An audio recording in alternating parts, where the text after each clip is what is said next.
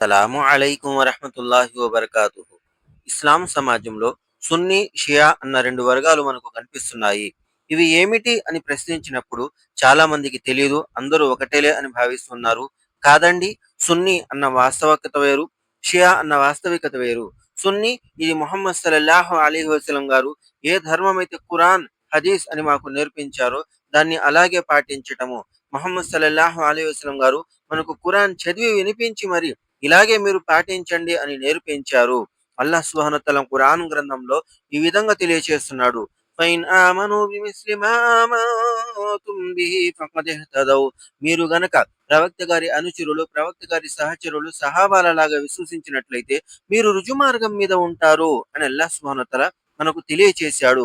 మరి ఒక ముస్లిం ఎప్పుడైతే సహాబాలను మా పెద్ద మనుషులు మాకు ఖురాన్ హదీసులు నేర్పించిన వాళ్ళు అని గౌరవించి వాళ్ళు చెప్పిన మాట వింటాడో అతను ముస్లింగా ఉంటాడు. వాళ్ళని మేము సున్నీ అని పిలవవచ్చు. మరెవరైతే షియా అని భావిస్తున్నారో వాళ్ళు ఏం చేశారంటే, ప్రస్తుతం ఉన్న షియా వ్యక్తులు సహాబాలందరినీ, ప్రవక్త గారి శిష్యులందరినీ కూడా తిరస్కరించారు. వాళ్ళందరూ కాఫిర్లైపోయారు, వాళ్ళందరూ ముష్రికులు, వాళ్ళు ముస్లింలు కాదు అని చెప్పసాగారు. మరియు ప్రవక్త గారి భార్యల మీద నిందలు వేయసాగారు. అలాంటి వ్యక్తులతో మేము కలిసి ఉండాలి అన్న కోరిక ఏమాత్రం ఫలించదు. ప్రవక్త గారి అనుచరులు, ప్రవక్త గారి శిష్యులు, సహాబాలు వీళ్ళని దూషించి వీళ్ళ మీద నిందలు వేసి మళ్ళీ మేము కూడా ముస్లింలే అంటే ఎవరు ఎలాగ నమ్మగలము? ముహమ్మద్ సల్లల్లాహు అలైహి వసల్లం గారిని అనుసరించిన వాళ్ళు మాకు ఆదర్శము. వాళ్ళు మా దాకా ఖురాను హదీసులు చేరవేశారు. వాళ్ళ మీద అనుమానం అంటే ఖురాన్ మీద అనుమానం ఉన్నట్టే. వాళ్ళ మీద అనుమానం అంటే ప్రవక్త గారి బోధనల పట్ల మాకు అనుమానం ఉన్నట్లే. కాబట్టి సున్నీ, షియా ఈ రెండు కూడా వేరు వేరు మనోభావాలు, వేరు వేరు సిద్ధాంతాలు. ఒకటి ఖురాన్ మరియు హదీసుల ద్వారా వచ్చినటువంటిది, ఇంకొకటి కేవలం అభిమానం ద్వారా వచ్చినటువంటిది. ఏమిటి అభిమానం అంటే, అలీ రజిల్లాహు తలాన్హు వారు మొట్టమొదటి ఖలీఫా అయితే బాగుండాలి, ఆయన మొట్టమొదటి ఖలీఫా అని నమ్మే వ్యక్తులు. తప్పేమీ లేదు. మనుషులన్న తర్వాత ఫలానా మనిషి నచ్చొచ్చు, ఫలానా మనిషి నచ్చకపోవచ్చు. కానీ చరిత్రలో ఎప్పుడో గతించిన దాన్ని ఇప్పుడు దాన్ని చర్చించటం వలన ఎలాంటి ఉపయోగం లేదు. దానిని కెలకటం వలన మనకి ఎలాంటి ప్రయోజనం లేనే లేదు. మన సమాజానికి కూడా ఎలాంటి ప్రయోజనం లేదు. ముహమ్మద్ సల్లల్లాహు అలైహి వసల్లం గారి తర్వాత ఎవరో ఒకళ్ళు ఖలీఫా అవ్వాలి కదా! ఎవరో ఒకళ్ళు ఉమ్మడి నాయకుడు అవ్వాలి కదా! ఆ వ్యక్తి అబూబకర్ రజియల్లాహు తాలాన్హు గారయ్యారు. అదేదో ఆయన ముందుకొచ్చి నన్ను చేయండి అని ఆయన అడగలేదు. నేను అవుతాను అని ఆయన ఎదురుగా చెప్పలేదు. అల్ అఇమ్మతు మిన్ ఖురైష్, అధికారులు, పెద్ద మనుషులు, ఖలీఫాలు ఖురైష్ సమాజానికి చెందిన వాళ్ళై ఉండాలి అన్న మాటను సహాబాలందరూ గుర్తించారు.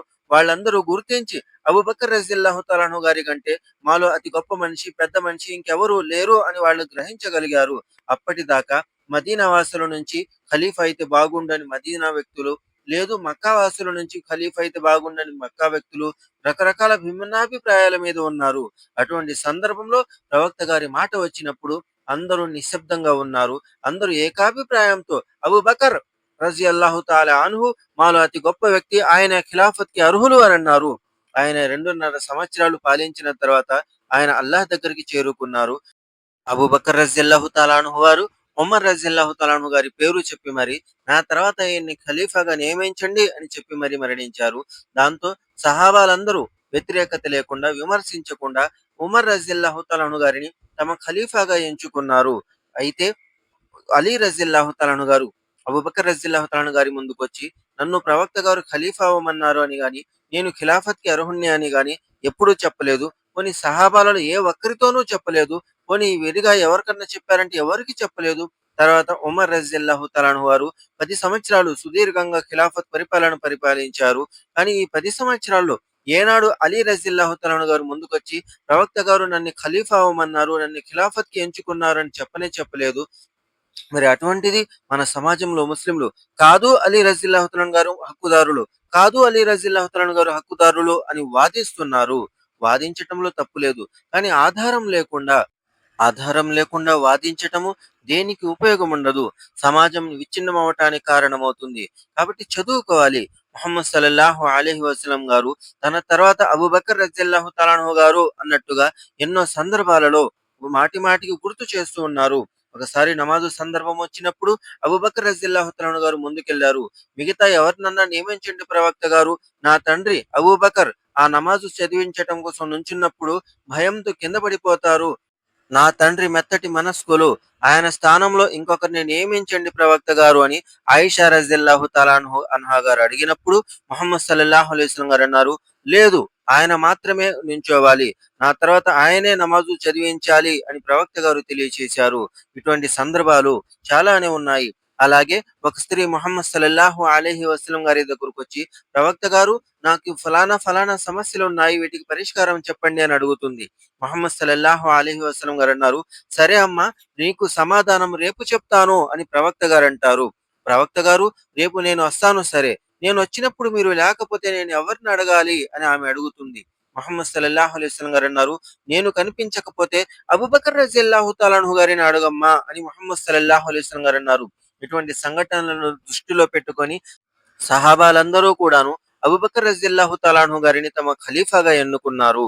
అయితే అలా ఎన్నుకున్నప్పుడు అలీ రజియల్లాహు తాలా అన్హు గారు కూడా అక్కడే ఉన్నారు. ఏమాత్రం వ్యతిరేకించలేదు. ఏ మాట కూడా మాట వరుసకి కూడా చెప్పలేదు. ఎందుకంటే ఆయనకి తెలుసు ఖలీఫా అనే వ్యక్తి ఎవరు, ప్రవక్త గారి తర్వాత అర్హులు ఎవరు అనేది ఆయనకు కూడా తెలుసు. కానీ ఈ రోజు ఎవరైతే అలీ రజియల్లాహు తాలా అన్హు గారిని అభిమానిస్తున్నారో వారు వారికి తెలియకుండానే షిరుకు పనులు చేస్తున్నారు. యా అల్లాహ్ మదద్, ఓ అల్లా మాకు సహాయం చేయి అని అడగాల్సి పోయి యా అలీ మదద్, ఓ అలీ మాకు సహాయం చేయండి అని అడుగుతున్నారు. ఇది షిరుకు కాకుండా మరేమిటి? అల్లాహ్ సుబ్హానహు వ తఆలాకి ఇవ్వాల్సిన హక్కులు మనిషికి తీసుకొచ్చి ఇస్తున్నారు. అలీ రజియల్లాహు తాలా అన్హు గారు దేవుడు కాదు. అలీ రజియల్లాహు తాలా అన్హు గారు ప్రవక్త కాదు. అలాగే ఇమాం హసన్, ఇమాం హుసేన్ రజియల్లాహు తాలా అన్హు గారులు, వీళ్ళని మనం ఇమాం అంటున్నాము అంటే వీళ్ళు సయ్యిదా షబాబ్ అహ్లిల్ జన్న, స్వర్గంలో ఉండే యువకులందరికీ వీళ్ళు నాయకులు అని ముహమ్మద్ సల్లల్లాహు అలైహి వసల్లం గారు అన్నారు. ఈ నాయకత్వం కారణంగా ఇమాం అంటే పర్వాలేదు. కానీ షియా సమాజంలో ఉన్న నమ్మకము, ప్రళయానికి ముందు 12 మంది ఇమాములు వస్తారు. వారు ధర్మాన్ని పరిపూర్ణం చేస్తారు. వారు వస్తేనే ధర్మం ప్రశాంతంగా ఉంటుంది. వాళ్ళు లేకపోతే ధర్మంలో ఏమున్నా ఏం లేకపోయినా ఏం పర్లేదు అన్న ఆలోచనలు, ఈ మాటలు ఎన్నో సార్లు వాళ్ళు చెప్పే ఉన్నారు. ఇమాం హసన్, ఇమాం హుసేన్ ఇంకా మరణించలేదు. వీళ్ళు కేవలం ప్రపంచం నుంచి దాక్కున్నారు. ప్రళయానికి ముందు మళ్ళీ తిరిగి వస్తారు అని నమ్మే వ్యక్తులు ఈ షియా జనాలు. ఇవన్నీ కూడా షిరుకు నమ్మకాలు, మూఢనమ్మకాలు. ముహమ్మద్ సల్లల్లాహు అలైహి వసల్లం గారన్నారు, ఈ రోజు నుంచి 100 సంవత్సరాల దాకా ఆ తర్వాత ఏ వ్యక్తి కూడా బతికి ఉండడు అని అన్నారు. అంటే 100 సంవత్సరాల లోపు ఎవరెవరైతే పుట్టారో వాళ్ళందరూ, ప్రవక్త గారి ముందు ఎవరెవరైతే ఉన్నారో వాళ్ళందరూ 100 సంవత్సరాల లోపు మరణిస్తారు అని ప్రవక్త గారి మాట. ఆ తర్వాత పుట్టినోళ్ళు ఆ తర్వాత బతికుంటారేమో, కానీ ఈలోపు మరణిస్తారు అని ముహమ్మద్ సల్లల్లాహు అలైహి వసల్లం గారు చెప్పారు కదా! అందులో ఇమాం హసన్, ఇమాం హుసేన్ రజియల్లాహు తాలా అన్హు గారులు కూడా ఉన్నారు కదా! మరి వాళ్ళు బతికున్నారు అంటే ప్రవక్త గారి మాట అబద్ధమైనట్టు. లేదు, వాళ్ళు మరణించారు అంటే ఈ షియా జనాలు నమ్మటం లేదు. కేవలం ప్రపంచం మాత్రమే వదిలేశారు. ప్రపంచం నుంచి దాక్కున్నారు. ప్రళయానికి ముందు మళ్ళీ వస్తారని నమ్ముతున్నారు. ఇవి మనకు తెలియకుండా మన మీద రుద్దుతున్నటువంటి షిరుకు మాటలు.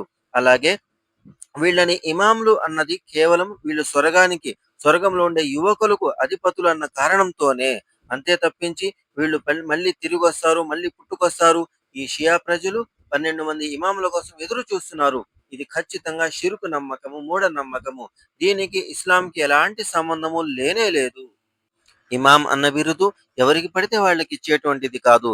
ఇస్లాం ధర్మం కోసం, ముస్లింల అభ్యున్నతి కోసము, ఖురాన్ హదీసులు నేర్పించటం కోసము ఎవరైతే కృషి చేశారో వారికి ఇమాం అన్న గౌరవం ఇవ్వటం జరుగుతుంది.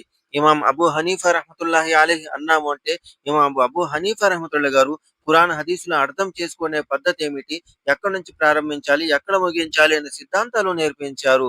ఇమాం మాలిక్, షాఫీ, హంబలి అని నేర్పించారు అంటే వీళ్ళు ఇస్లాం కృషి కోసము, ఇస్లాం వ్యాప్తి కోసము, ఖురాన్ హదీసులను అర్థం చేసుకునేందుకు వీళ్ళు పడిన కష్టానికి గాను ఇమాం అన్న బిరుదు ప్రసాదించటం జరిగింది. అలాగే ఇమాం బుఖారీ, ఇమాం తిర్మిజీ అన్నాము అంటే వాళ్ళు ప్రవక్త గారి బోధనలు, ప్రవక్త గారి సిద్ధాంతాలు అందరిని అడిగి అడిగి సహాబాల దగ్గర శిష్యరికం చేసి వీళ్ళు నమోదు చేసి ఒక పుస్తక రూపం ఇచ్చారు కాబట్టి వీళ్ళకి బుఖారీ, ముస్లిం, తిర్మిజీ, అబూ దావుద్ రహ్మతుల్లాహి అలైహి అన్న బిరుదు ప్రసాదించటం జరిగింది. ఇమాం అలీ అలైహిస్సలాం అని ఏదైతే సమాజంలో ప్రచారం జరుగుతుందో ఇది ప్రవక్త గారి బోధనకు వ్యతిరేకంగా మనం అర్థం చేసుకోవచ్చు. ఎందుకంటే ఇమాం మరణించలేదు. వాళ్ళు ఇంక పరదా చేశారు. ప్రళయానికి ముందు మళ్ళీ వస్తారన్న సిద్ధాంతము ఈ షియా జనాలది. మనం అనాల్సినటువంటిది ఇమాం అలీ రజియల్లాహు తాలా అన్హు. ఈ మాట కరెక్ట్ మాట. ఎందుకంటే అల్లాహ్ వారిని ఇష్టపడ్డాడు. వీరు కూడా అల్లాహ్‌ను ఇష్టపడ్డారు అని దాని అర్థము.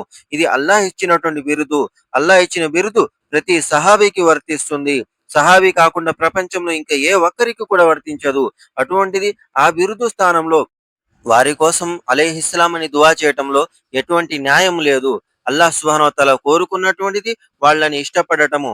అల్లాహ్ సుబ్హానహు వ తఆలా ఇష్టపడ్డట్టుగా వీళ్ళు కూడా అల్లాహ్‌ని ఇష్టపడ్డారు అని మనం సమాధానం చెప్పటము, వాళ్ళ బిరుదు వాళ్ళకి ప్రసాదించటము, దాన్ని మార్చివేసి దుఆ చేస్తున్నాము అంటే ఇది ఘనకార్యం కాదు. మంచి పని, మంచి పనే. కానీ ప్రవక్త గారి బోధనలను దాటి మంచి చేస్తామంటే ఇది సరైన పద్ధతి కాదు అనేది మనం అర్థం చేసుకోవాలి. అలాగే హసన్, హుసేన్ రజియల్లాహు తఆలా గారు వీళ్ళ కారణంగా ఇస్లాం మొదలు కాలేదు. వీళ్ళు మరణిస్తే ఇస్లాం అంతమవ్వలేదు. ఇది ముహమ్మద్ సల్లల్లాహు అలైహి వసల్లం గారు మనకు ఖురాన్, హదీసుల ద్వారా నేర్పించినటువంటిది. మూఢత్వం కారణంగా, అంధభక్తి కారణంగా, ఇస్లాం తెలియని కారణంగా, చదువు లేని కారణంగా మోసపోతూ మా ముస్లింలు ఇంకా మోసపోతున్నారు. యా హసన్, యా హుసేన్ అని చెంపలు వాయించుకుంటున్నారు. బట్టలు చించుకుంటున్నారు. ఇవన్నీ కూడా షిరుకు పనులు. షిరుకు పనులు. అల్లాహ్ వీళ్ళందరినీ క్షమించి వేయాలి.